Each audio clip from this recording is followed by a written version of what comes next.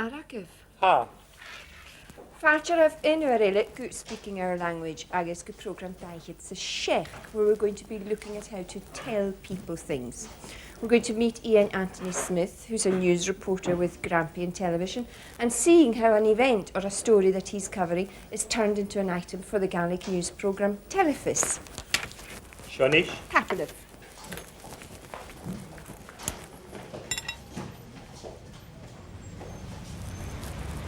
First of all then, to say to someone, tell me something, you would say, Ishgo, tell me, followed by whatever it is, Ishgo.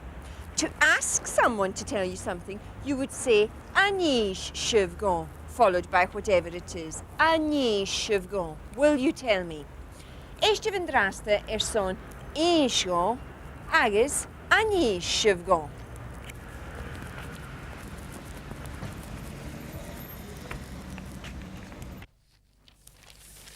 Hallo, Ruth. Efo lwyd o'n iabi?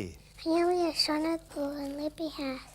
Ach, ysgol o'n ymarwch. Eis fi me dwi eddi tra. Yn eisiau sgil chwan tosioch. Siwt ma ha.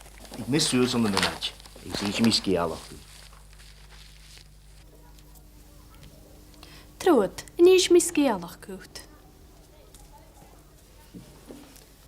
Rebecca, je me jen sgealig? Je ha cear? Yndi. Rebecca, eisiau je ha cear? Fyrst yndi a cas. Trwyd gys am feich mi. Ishgo jeha kiar. Tell me what's wrong. Ishgo jeha kiar. An yishiv skealach go. Will you tell me a story? An yishiv skealach go. Gal yn ysgol. Yn eisiau go Catibal Sraj Merkland. Ha mi dulig, chan jel mi fydd o'ch isio? Gal yn ysgol. Yn eisiau go Catibal Sraj Merkland. Eisiau. Hai gyddo'ch hawl a si. Mil y tain.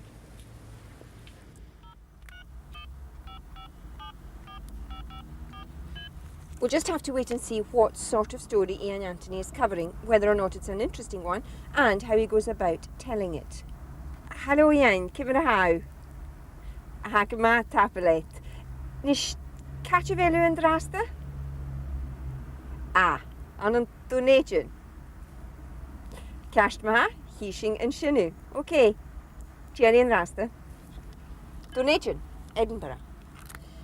In that last scene, the man wanted to know where Merkland Street was. He asked, Ani shivgo Catchivil Sraj Merkland. Will you tell me where Merkland Street is?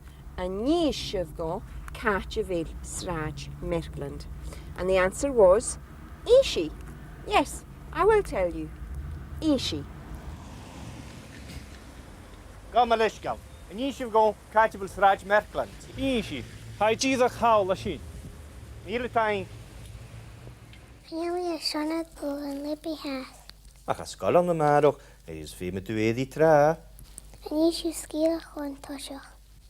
Siwt ma ha. Ik mis zuurs om de nummertje. Ik zie je mis gealig. Trwyd, yn eisiau mis gealig gwt. Rebecca, je me jen sgealig? Je ha cear? Yndi. Rebecca, eisiau je ha cear? Fyrst yndi a cas. Trwyd gys am feich mi. Old St Andrew's House in Edinburgh, and this is where we join our man from Telefis, Ian Anthony Smith, at the launch of a Scottish Office video about the dangers of excessive drinking. According to the press release, the hard-hitting video will show explicitly how a friendly night out in one of Scotland's pubs can lead to tragedy later on in the streets. Hwyl y grwyd tair ost yn y donation, gwsiawding chydych chefys y tachar sy'n y balchin ffeg alapa edrych jydych hewch gan. Sgeta fa dyn y mwal soch gyda's na tair ost y hyn, fe jef y sgialach gaffeo yn y strachan. Brachachga. Just now, Ian Anthony is doing his piece to camera, and I hope we're going to be able to interrupt him in a minute so he can tell us some more about his work. Now, if you want to say, I can't tell you, you would say, Chan nuringo eisiau gŵt. I can't tell you. Chanúringo ishe gut. Ddim to hyn agos i ansin heliorn. Femi. Dim i ein ginedd. Fysiant ma. Gan sy'n eich hynny. Chanúringo ishe gut yn draste. Siarco blint i ian yn tosioc. Ffwrni mi hwgyd. Casga lewr ma. Fisca me. An dachras mór aram. An hachgras orm sa cwtiach. Croc, monsieur, tje sin. Chanúringo ishe gut. Vil sef tjesha? Chanel hast. En ishe gain che hamme croch monsieur. Tost le hamme is kaasje. Tost le hames kaasje. Ham ishe gyr I sin. Hallo, Park Lane Motors. Aha. Hallo, show mij ze mag niet de diest. Wil een garak hem tjessel haast. Chanel. Wil visak of tjech of wat ze wies hem ha. Chanel. Zullen we tjessel maandag?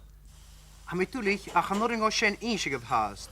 Ach fóna sin ukov an levi sin kinjach tje hakjar.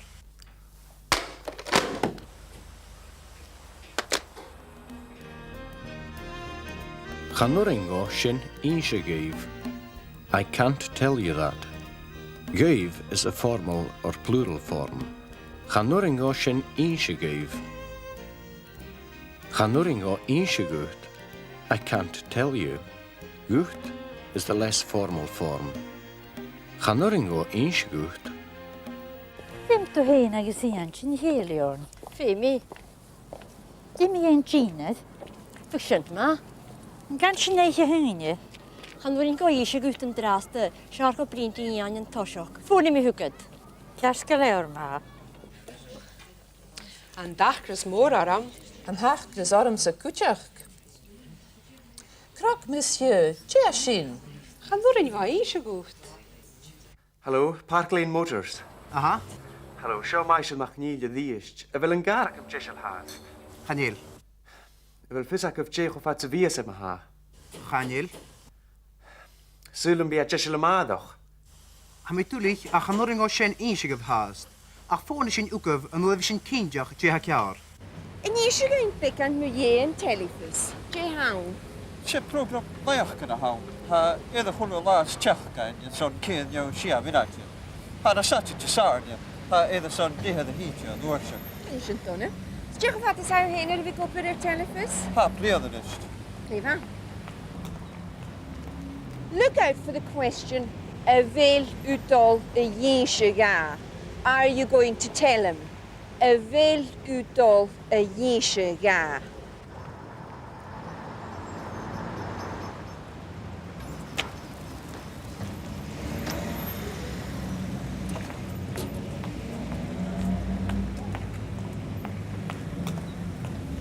Een gewaar meter. Zie me maar goed.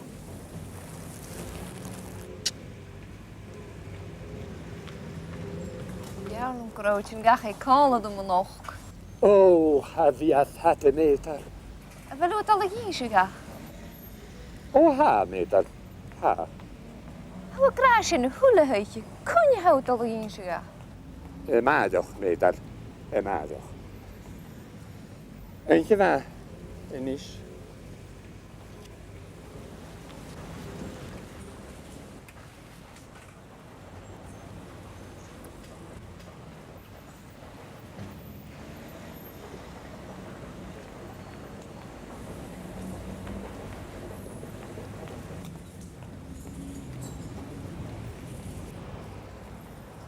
Wel, die had al een geesje gewoon. Ha met al de geesje gocht, maar jouw als een baar steeds nog. Agus skripe hoeka kotjes na log. Agus, gaat een jasje van Soelijn en Nuddy? Ga meer vallen, weet je. Het goed ik meer kunt hij. Gaat je met de leven al een blione? En jullie zeggen Scarborough, no Blackpool. A Russia via Howl Haddish, aan de Rijn, no. Wish, ga zo. Agus, een loesje hasje. Zie nou zo mee. En je bent toch Jezus, heel goed toevallig. Chanel me dolle ginse gut. I'm not going to tell you. Chanel me dolig ínshe gut. A velo dolig ínshe ga? Are you going to tell him? A velo dolig ínshe ga? A bhfuil ó géirí ráteach? Ha, a chaníl Erika tapam. Ha Erika te granny. A granny na cattle.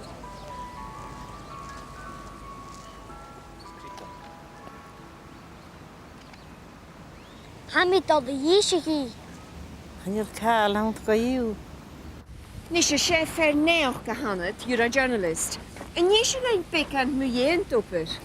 Wel, ha mi dosach het al tjumich al toch al skealachten. Following up stories. Agus sam noos yn ysgrif yn skealachten at hyn. Stjeisha se skealach yn y bystul lorog. Ha reid James y tachart. Ach rwts y bi y fys frickerach de galapa. Relevant to Scotland. Cyfiad dynnu hans o chrw agad? Ha tydych y gias ac yn iawn. Mae hi'n agos cynnach mach blewd fer y chamera. Cymru fys dy cwrw stwyr as gw telefys. Be mi cwyd teich bydd y fflein. Yn iawn, be mi cwyd stw sŵs y lein o television na halapa mar asyn i do iarw y jiw. Gleva. In that last scene, the boy said, Hami a doll a yesha ye. I'm going to tell her. Hami a doll a yesha ye. And in an earlier scene, the interviewer asked, a Roshev Iriev Howl Harish. Iriev ever. Were you ever abroad? A Roshev Iriev Howl Harish. Eist of Iriecht. A Russia of Howl Hadish, and to Rang, no. Mish, harfel. Agus, ie lwysio hasif. Ti'n lwysio mi? A ddim to eisiau sy'n gwrth y fawr.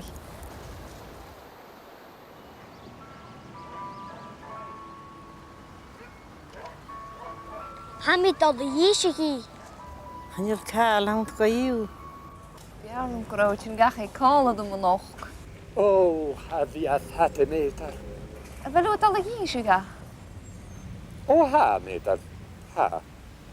Hwa gras yn hwle hychi. Cwn i haw dal y eisiau ga? Madoch, meter. Madoch. Tony, Ian, is it difficult to find people who speak Gaelic to appear on television to comment on what's happening in the news? O, chanel, ha, dwi'n ac i fel Gaelic yn ffwdwch yn ffygalap, sa cwtsi gan am yn gawni ha jawn ach eisiau gan je hachyd. Okay, haes am gyfel y gyma trang. Nach eisiau gael ni nish, je a tachart. Ha sy'n yw dod sias hwnnw get to a studio. I have to send my story up the line to store to me now. Hwcyn yw, ha mi an yn caffag, ha loin awn a casio gwmi a la. Gleva, shoot this yma ha.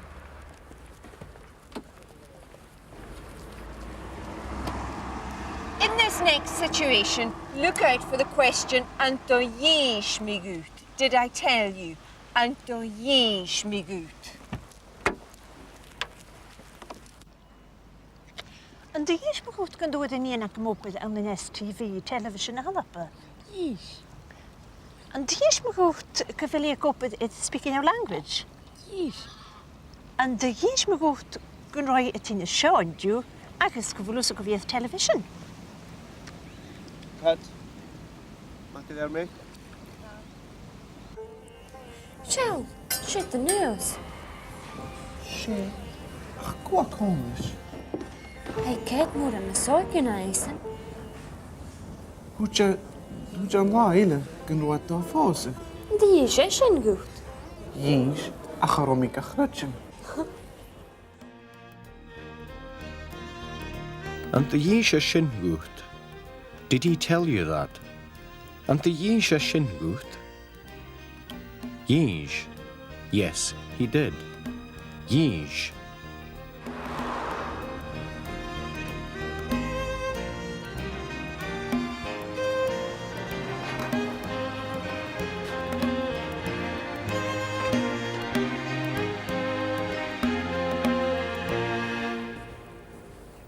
Hello, Ian. Hello, dear.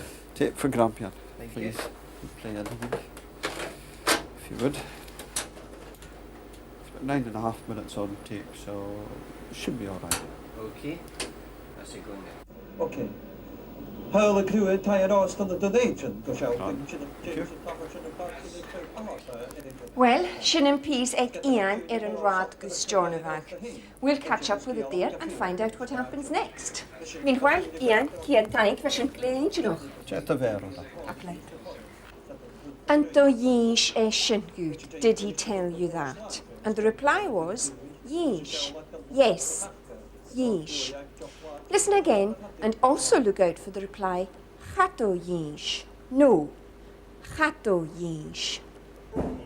Hey, kijk maar aan mijn zorgen eisen. Hoe je maar hele genoeg dan fosse. Die is eshin goed. Jeez, achterom ik een grutje.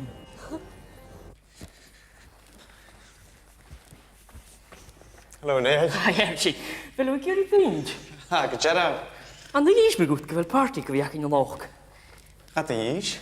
Ja, maar tully. Maar je spoel je, de is me goed. Gaat de jees? Maar joden, je pint en oorzen.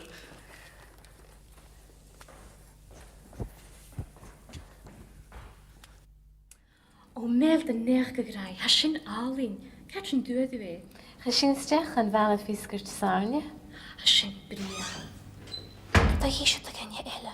Gaat is. And so, by the magic of modern technology, we've travelled from Edinburgh to the island of Lewis, an important area for Gaelic broadcasting. We're now going into the Grampian studios here to see what happens next to Ian Anthony's report. The weekday programmes of Telefis are produced live here in Stornoway. This is the editing suite where stories like Ian Anthony's are cut and finalised before being broadcast. In that last scene, one of the women asked, Anto yishu dogunye ille. Did you tell anyone else? Anto yishu dogunye ille. And the reply was, Chato yish. No, I didn't tell. Chato yish. Ishte verisht. O meld de nergegrij, hashin alin, katchen duurde we. Hashin stech en wel het viskert sarne. Hashin bria. Dat is het kan je elle. Gaat is. Wat had doen, Giano? Zo, Ian mag gegaan, je zo'n telefish, en koffers naar halappen, de dyneidion. Eisiau na gwe bwynio telefis yn draste, ac cynnig yw gybys yn ras fisgur le tylich naacyn. Hwna nos yn gyda fisgur magedd. Seo Angela Nikinagin. This is Angela McKinnon, who presents Telefis. Hello Angela, cymryd haw. Ac yma. Ifel yn oper ac at y cost yr ywt? Ha, haig yma hyn sianach. Yes, it's very interesting. Cyfiad sgialwch gyfys sifagianif anskach program? Be either Shia Shach Skellic and Antahula program. We usually have about 6 or 7 stories in each program. Nis she program bio hawn. It's a live program. En byrwyd yn y dol ciar?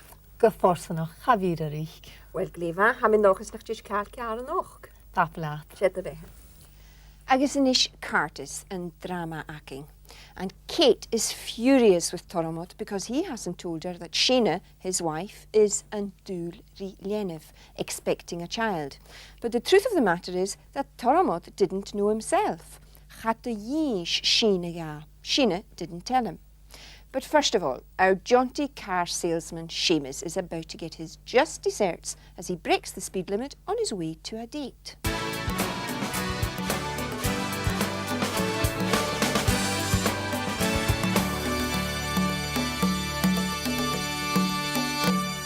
Siarad hala ma hafrochi, chonig mi di cracker dy fod noch yr oedd.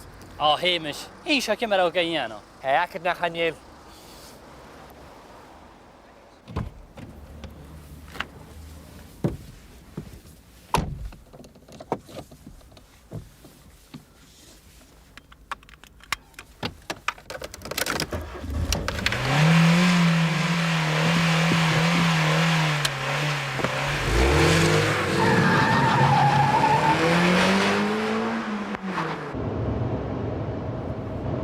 Just jump.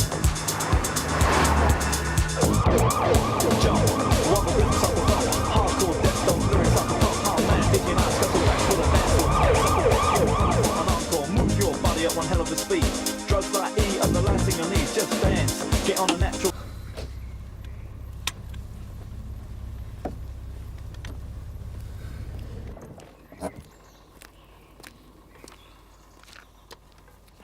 May I see your license, please, sir? Certainly, officer.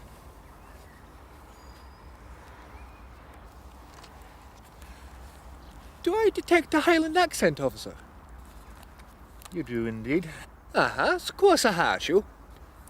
Ami Asanyalenski anach. Seamus Dollar, how's your jis? Who's the chase? Oh well, big Gaelic mahakat maha. Hamadach is given. And you should shoga maha. Jay Gaelic you could do 50 miles an hour in a built up area.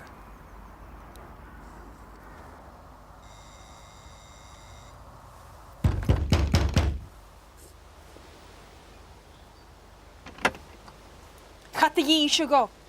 Joe Grahit. Cad y eisiau go mi o'n Sheena. Ik is shachit. Nisha, Jamie own Sheena. Yn Ienef a haramach. Cad y eisiau go mi o'n Ienef. Lenov, Jay Lenov. Yn Ienef ac ysio. Ac y tein ys ag Sheena. Joe Grahit. Inscho, Joe Kielhug. Oh, haramach. Cad y Sheena gwt. Jay a kid. A dŵl ag Sheena yn Ienef.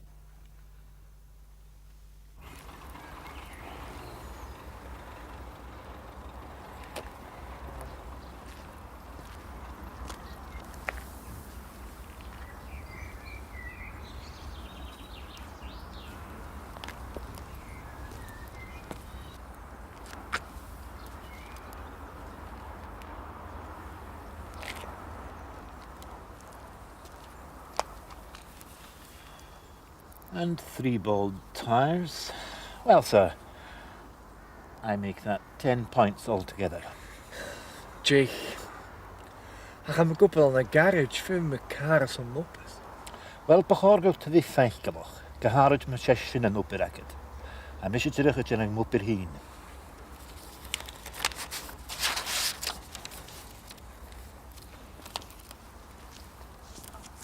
Taramad boch. Shelder. Na hwyn sin mar lenaf big le hel na laven.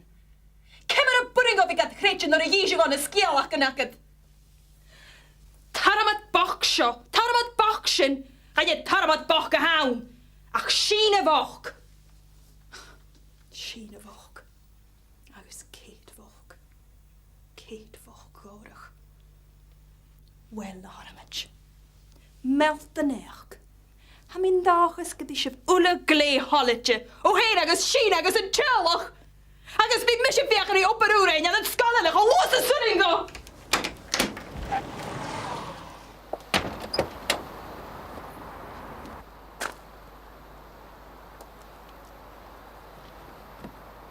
Heine!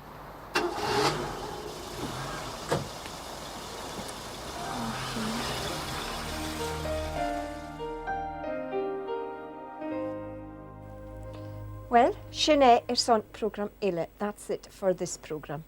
In Nahuris Bimi Turv class Gaelic Bata. Next time I'm going to be visiting a Gaelic class on a boat. And we'll be learning how to make requests. Until then, Marshin Leven Rasta. Bye for now. In this program, we introduced you to Avelua Yin Shiga, Avelua Yin Shiga, Hamiatola Yin Shigi, Hamiatola Yin Shigi, Ante Yin Schmigucht, Ante Yin Schmigucht, Yinsh, Yinsh,